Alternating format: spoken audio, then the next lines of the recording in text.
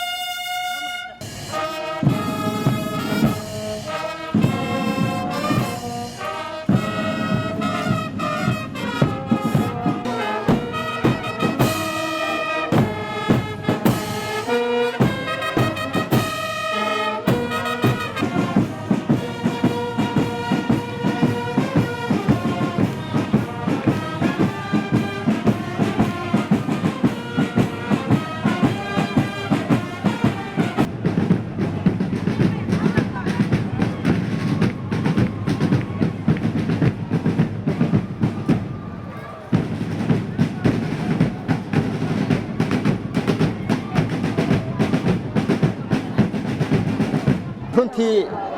22 sano Soomaaliya waxa ka jiray burbur hadda waa ka soo kabtay burkii dawlad baa dhalatay dawladan ku meel gaar ahayn oo qaranaha dhalatay Soomaaliya waa ka baxday ku meel gaar Soomaaliya waa ka baxday qabyaalad Soomaaliya waa ka baxday in dib loo celiyo Soomaaliya ha noolaato Soomaaliya ha noolaato Soomaaliya ha noolaato. I wish all my fellow countrymen a happy Independence Day, the 55th year. We have gained independence from the colonizers, and now we need to gain independence from the terrorists. And I wish everyone puts their effort in gaining back our freedom and country back.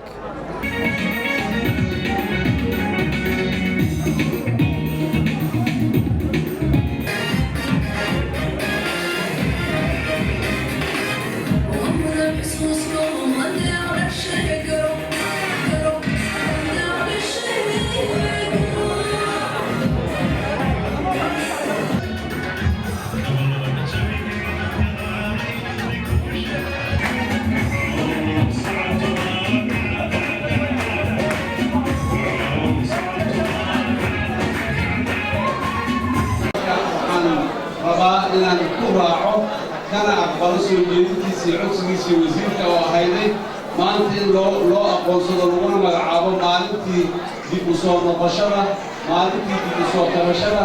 maalintii soo hiloobida maalintii dawlad Soomaaliyeed oo dhan dib ay u istaagtay dhibaatadii yareed iyo duurdumadii yareed ee gaartay kadib marka maanta waxaan nahay qaran soo kabtay طبعاً ولي بوغا بلد يهار بلد يكيالان لكن تاغن أو صعبة أو تقاطع أيام نايمان تبقى صومالي تمانتو المناسبة دا كل المليا همباريو كده كل دا كنت الإشارات همباريو مالي تاز دي بصور مقشدة دي بصور كرشدة دي بصور ملاشدة همباريو الله يهيو calanka.com